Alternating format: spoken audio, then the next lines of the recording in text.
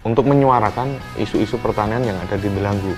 Tidak hanya berhenti di festival saja, sepanjang jeda festival program-program kerja Sanggar Rojo Lele itu tetap terus diadakan begitu. Jadi hulu hilir on farm off farm pertanian itu diorganisir Sanggar Rojo Lele.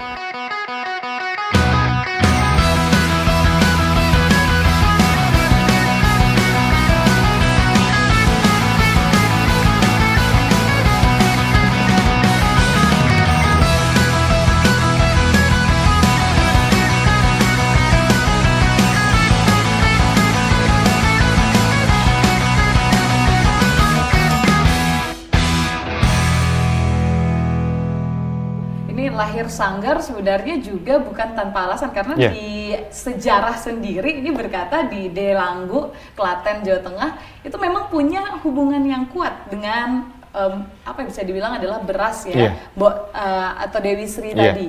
Ini kalau orang-orang yang mungkin baru sadar, Rojo Lele ini kok kalau dilihat dari kemasannya nggak ada gambar lelenya ya. Ini berasal dari kata rojo dan lele. Sebetulnya karena ini sudah salah kaprah, Mbak. Gimana itu? Terlalu lama branding beras Delanggu itu dipakai para pengusaha beras itu terlalu mudah menamai, membranding, menggambarkan branding Rojo Lele itu rajanya lele yang di sungai-sungai, di empang-empang begitu. Padahal bukan itu. Penamaan Rojo Lele sendiri menurut narasumber warga desa kami, generasi ketiga warga asli desa kami itu pernah menyebutkan dulu waktu semasa hidup kakeknya itu sebagai perangkat desa di desa kami gitu mendampingi Raja Solo. Raja Solo itu dulu memiliki kegemaran sering tilik desa gitu atau tedak desa, kalau bahasa kekiniannya itu belusuan gitu.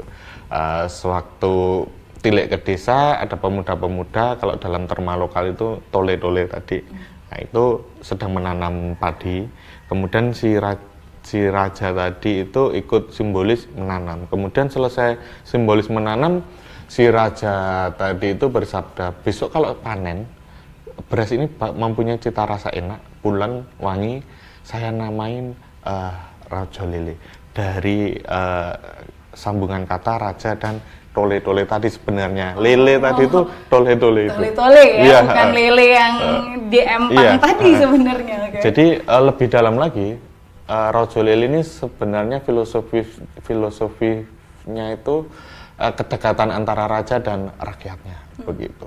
Dalam banget sebenarnya, bukan hanya sebatas lele yang besar kemudian kanan kiri ada simbol padinya, tidak seperti itu menurut narasumber warga kami, generasi ketiga warga desa kami gitu. Nama Rojo Lele ini tentunya melekat dan pastinya ini yang salah satu yang disuarakan juga ya melalui Sanggar. Kalau namanya itu Rojo Lele berasal dari Rojo dan Tole-tole, bukan lele. Kegiatan-kegiatan apa lagi nih selain tadi kita festival, mungkin salah satunya adalah menyuarakan tentang masalah-masalah pertanian. Apalagi yang dilakukan di Sanggar biasanya? Yang sedang menarik saat ini tuh program sekolah tani, Mbak. Sebuah wadah untuk menjembatani mitra atau jejaring Sanggar Rojo Lele untuk belajar kegiatan pertanian yang ada di Delanggu, ekosistem pertanian yang ada di Delanggu, baik dari hulu hingga hilirnya, kemudian dari on farm maupun off farmnya, itu kita kasihkan secara menyeluruh ilmu-ilmunya kepada para peserta sekolah tani begitu. Dalam hal ini sudah berjalan 2 tahun terakhir ini dengan peserta dalam 1 semester itu mahasiswa salah satu perguruan tinggi yang ada di Solo, Mbak, begitu. Oke, yang jadi peserta untuk sekolah tani. Yang kita kembangkan. Yang reguler. Yang reguler. Ada yang ngambil cuma seminggu, itu biasanya KTNA, Mbak. KTNA dari kabupaten kota tetangga atau kabupaten kota di daerah Pantura, sekolah di sini begitu. Selama seminggu nginep di sini mempelajari ekosistem sini, termasuk yang paling diminati itu rekayasa marketnya begitu. Kok bisa dari yang selama ini kita bergantung pada tengkulak bisa lepas dan kita langsung jual ke end user. Nah, ini salah satu yang bagi mereka itu tertarik, menarik bagi mereka begitu. Oke.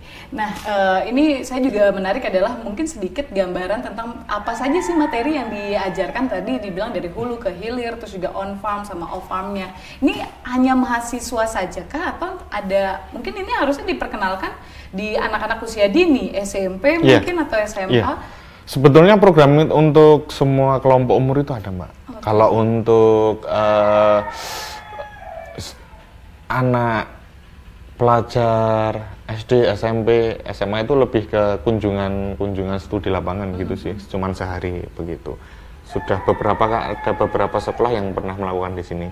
Rata-rata sekolah Global Islamic School gitu kan ada materi apa teknologi pertanian kayak gitu. Itu yang menarik bagi mereka sih. Kebetulan di sini kan di area project smart farming kami itu ada beberapa alat teknologi pertanian yang membantu petani untuk mengatasi beberapa masalah di lahannya begitu.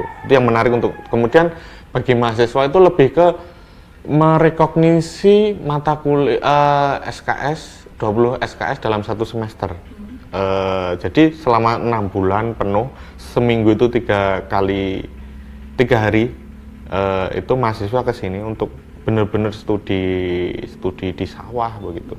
Bagaimana ilmu pembenihan yang bagus, kemudian penyemaian benih, kemudian cara tanam, penyiangan, pembuatan pupuk organik cair, pupuk organik padat, kemudian bagaimana irigasi yang teknis sampai pada proses pasca panen.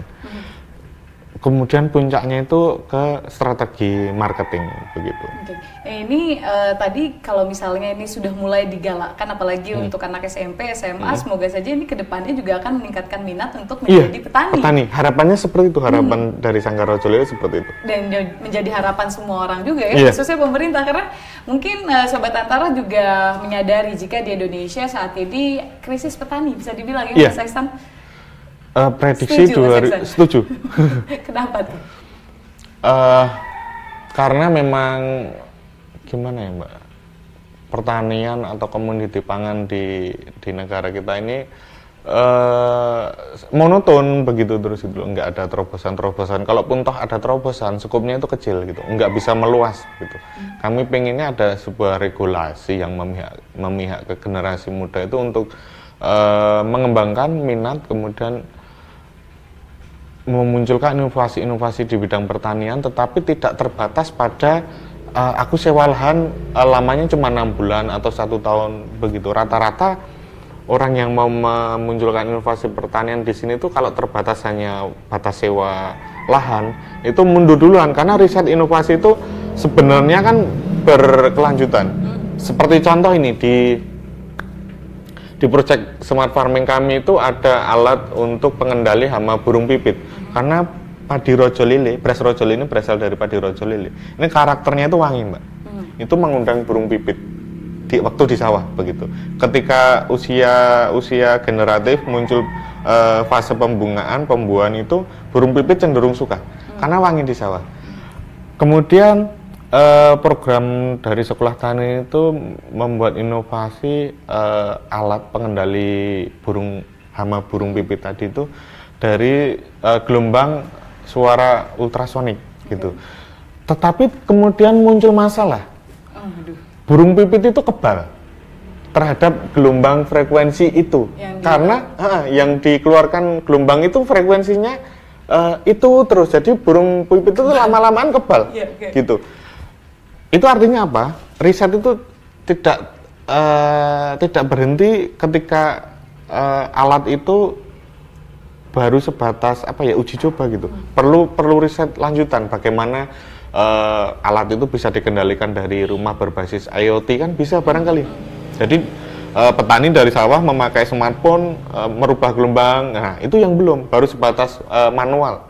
Frekuensinya itu ditentukan di sawah. Nah, berarti kondisi pertanian kita saat ini tuh kritis, terlebih untuk komoditi utama pertanian pangan, beras, itu perlu perhatian serius karena di daerah-daerah yang menjadi lumbung pangan khususnya penghasil padi, beras, begitu mengalami mandeknya regenerasi pertanian. Tidak ada salahnya untuk terjun anak-anak muda ini terjun menjadi petani